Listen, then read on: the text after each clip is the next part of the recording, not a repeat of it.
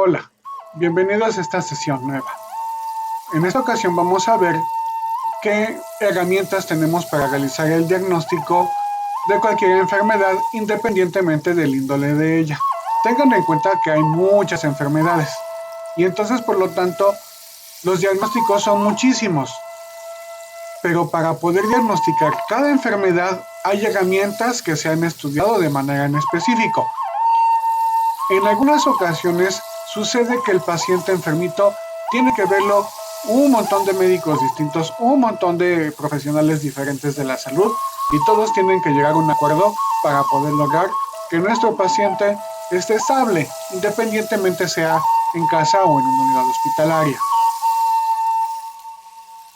Necesito que comprendan que las herramientas del diagnóstico son para facilitar y mejorar y ser específico en el diagnóstico y por lo tanto después en el tratamiento de cada enfermedad de que se trate. Estas herramientas de diagnóstico también nos permiten conocer, identificar y sobre todo poder valorar cuáles son las fallas en nuestra forma de vida o bien los factores de riesgo que nos conllevan a enfermarnos. Es bastante importante que tengamos en cuenta qué son las cosas que nos ocasionan que nos enfermemos para poder evitarlas. El diagnóstico más común es un diagnóstico clínico. En la medicina, lo vemos como si fuera un examen físico, el cual depende de una inspección, una palpación, una auscultación o una percusión. Ahora, antes de realizar el examen físico, siempre tenemos que empezar con una serie de preguntas que nos van a llevar a conocer el historial del paciente.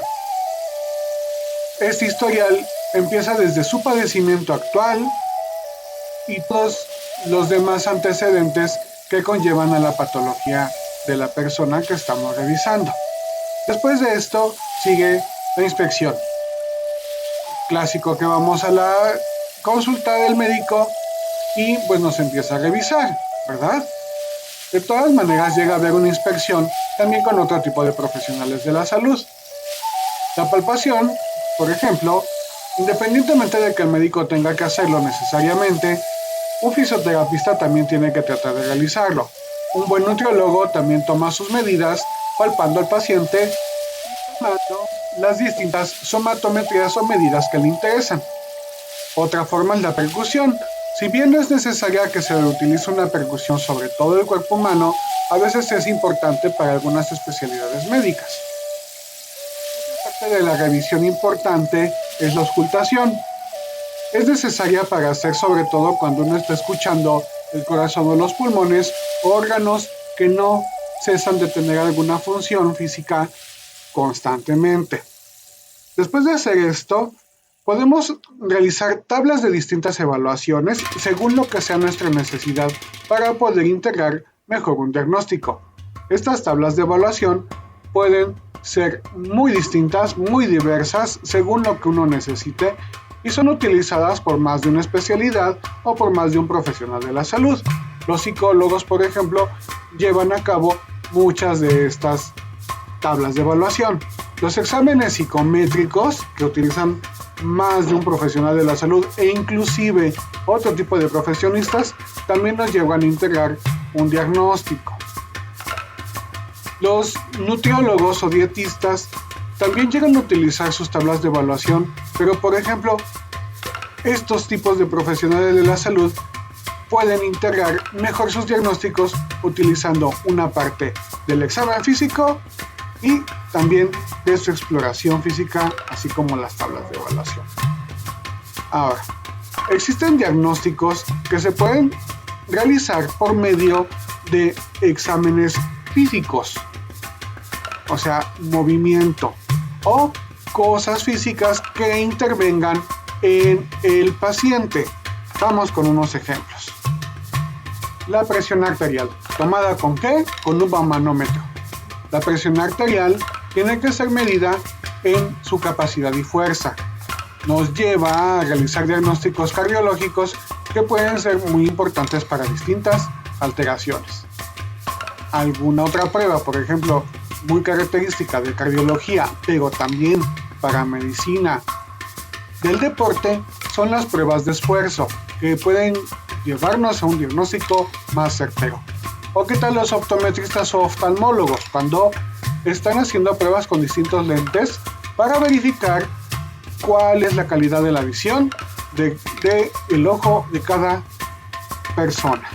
Los fisioterapeutas, por ejemplo, o los kinesioterapeutas también utilizan pruebas físicas de posturas y posiciones, así poder reconocer qué músculos están afectados. Otra forma muy en especial es las pruebas de audiología. Se emiten sonidos en específico a los pacientes para que el paciente pueda reconocer la capacidad y su permanencia de la audición en su persona. Hay pruebas más específicas aún, como por ejemplo la aplicación de luz estrobo para ver si un paciente no convulsiona con emisiones de luz, ya que sí llega a suceder, Ahora, ya que tenemos nuestras pruebas físicas realizadas, podemos a lo mejor darnos una idea más fácil de nuestro diagnóstico, pero tenemos que seguir complementando la certeza de diagnóstico. Por lo tanto, solemos realizar otro tipo de pruebas, sobre todo para descartar otro tipo de padecimientos que se puedan parecer al que estamos averiguando. ¿A quién no le han hecho una radiografía de rayos X? Usada por médicos y odontólogos, nos permite identificar partes sólidas de nuestro cuerpo. Esta técnica ha sido utilizada ya durante más de 100 años y nos permite identificar rupturas de hueso o de otras partes sólidas que tienen alguna desviación y afectan sobre todo nuestra movilidad. Para los años 70 se empezó a investigar y a desarrollar técnicas más exactas que pudieran competir y mejorar inclusive la calidad de los rayos X. Las tomografías son un ejemplo de esto. Capaces de ver la posición de nuestro cuerpo desde distintos puntos o ángulos, nos dejan ver mejor la anatomía interna sin necesidad de estar irradiando una gran cantidad de rayos X.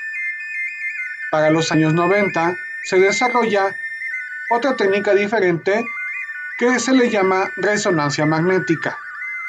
Es una mejora de la tomografía y nos permite identificar mucho con más calidad cada imagen.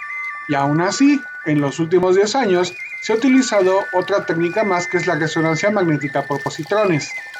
Esta nos permite colorear las zonas que estamos investigando o los padecimientos que estamos buscando.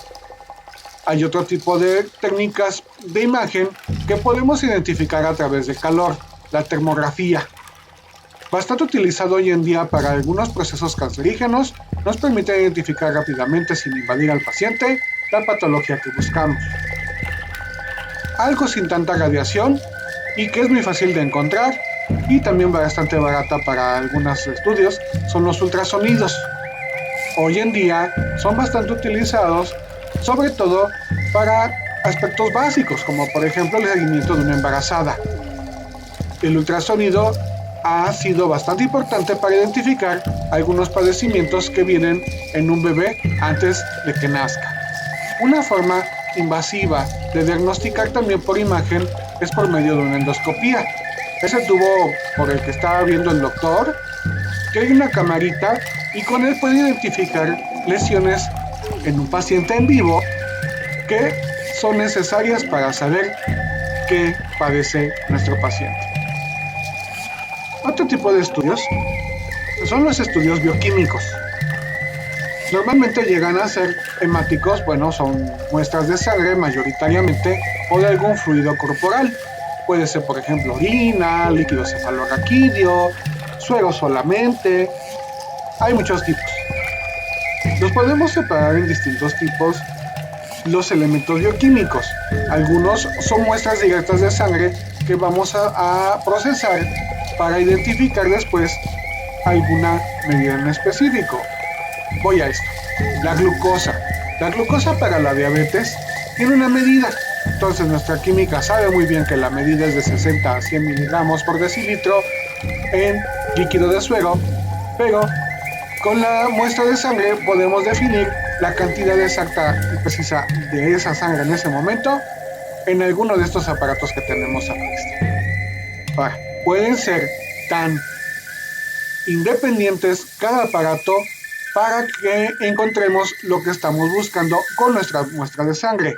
Son comparativas. Se piensa en un valor de referencia o ya demostrado científicamente y se compara lo que tiene una persona normal o un grupo de personas normales a una persona que tiene una patología.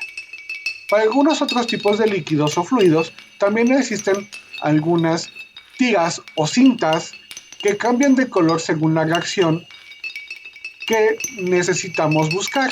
La orina es muy común explorarla así. Otro elemento de diagnóstico pueden ser los estudios biológicos. Los podemos dividir en dos tipos.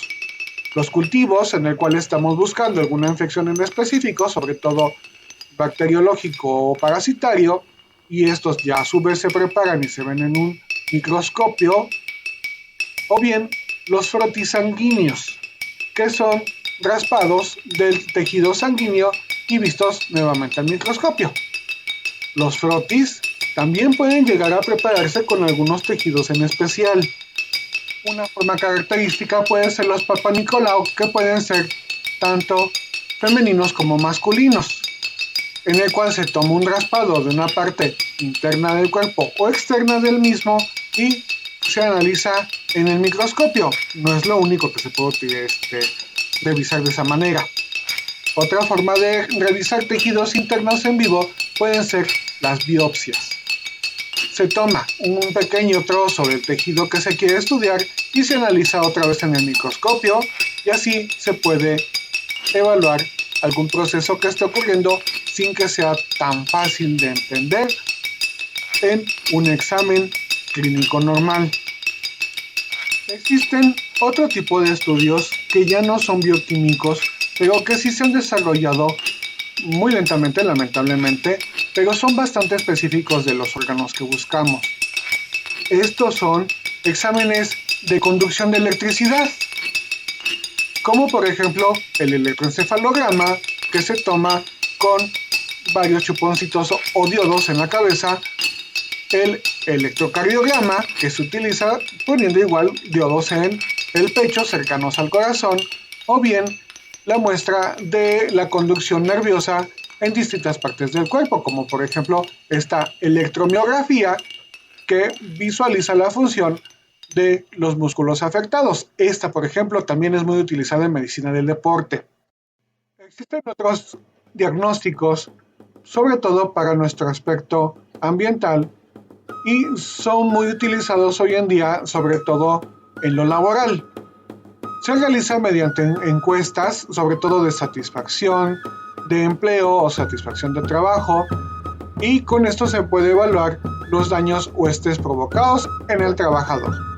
Otro tipo de diagnósticos son los diagnósticos ambientales ecológicos, los cuales miden de manera integral el daño o la afectación del medio ambiente hacia las personas. Si bien esto conlleva la participación de más profesionales que no forzosamente son profesionales de la salud, sí nos pueden llevar a entender el proceso de algunas enfermedades muy específicas, como por ejemplo la contaminación de plomo en las personas, la contaminación de mercurio en las personas, o de otras sustancias tanto letales como contaminantes para nuestra vivienda, nuestra comida o la zona en que vivimos. Por ejemplo, este clorímetro nos puede llevar a entender qué tanta cantidad de cloro puede tener el agua que está corriendo por un río o que está estancado en un lago. Hay otras formas más. Por ejemplo, este contador Geiger de radiación. Personas que han sido afectadas por radiación también tienen que ser estudiadas y diagnosticadas, sobre todo para poder entender qué les va a pasar a futuro. Lamentablemente, con la contaminación y el daño que estamos haciendo a la ecología, llegan a suceder otras enfermedades que no eran tan comunes, pero cada vez están siendo más y más y más continuas en nuestra sociedad. Muchas gracias.